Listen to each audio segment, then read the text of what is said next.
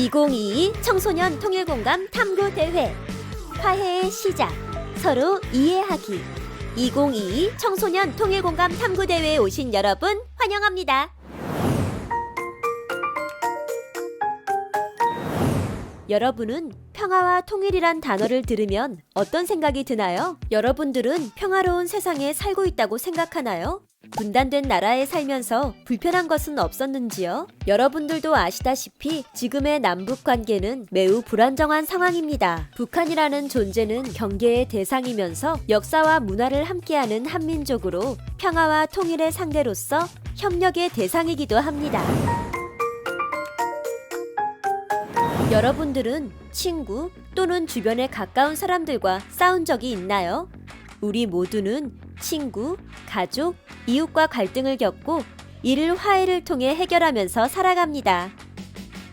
남과 북도 6.25 전쟁이라는 갈등을 겪고 현재는 휴전, 즉 전쟁이 끝난 것이 아닌 잠시 멈춘 상태로 살아가고 있습니다.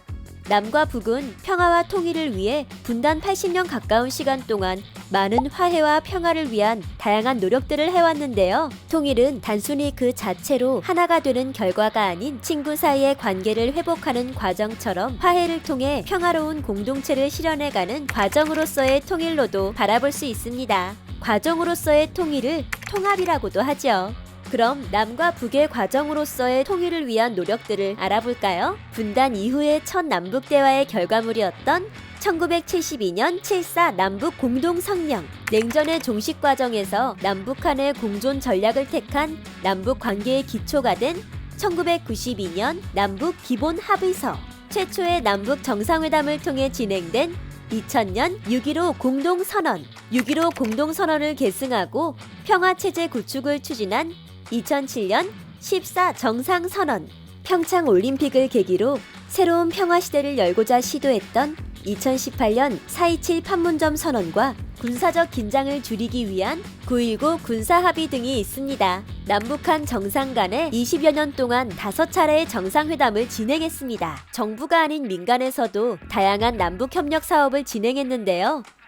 2018년 금강산에서 개최된 남북 민화협 연대 및 상봉대회, 고려시대 궁궐터인 개성 만월대 발굴 사업, 통일시대를 준비하기 위해 남북한 국어학자들이 함께 만드는 결의말 큰 사전 사업, 기온이 서늘한 북한에서 병충해에 강한 딸기 모종을 키워 가을에 남한으로 들여와 겨울에 수확하는 통일딸기 사업 등이 있죠. 남북한은 이 외에도 화해와 평화 증진을 위한 다양한 교류와 협력 활동을 진행해왔습니다. 이러한 교류 활동들은 서로에 대한 이해를 높이는 데 큰 역할을 해왔습니다. 싸움이 벌어진 친구 관계에서 화해를 위해 필요한 것은 무엇일까요? 바로 서로에 대한 이해인데요. 화해를 위해서는 서로 어떠한 생각을 하는지 서로를 보다 올바르게 이해하기 위한 노력과 다름을 인정하고 함께 대화하는 것이 중요합니다. 물론 남북 사이, 그리고 그 안에 살아가는 우리 모두 또한 마찬가지입니다. 우리가 북한 사회와 통일에 대해 이야기하기 위해서는 서로를 조금 더 잘 이해하여야 하는데요. 그러기 위해서는 관심을 갖고 알아가려는 노력이 필요합니다. 다른 듯 같은 남과 북에서 서로를 이해하기 위해 잘 아는 듯 몰랐던, 평소 궁금했던 평화, 통일, 북한 관련 분야에 대해서 궁금했던 점들을 생각해 볼까요?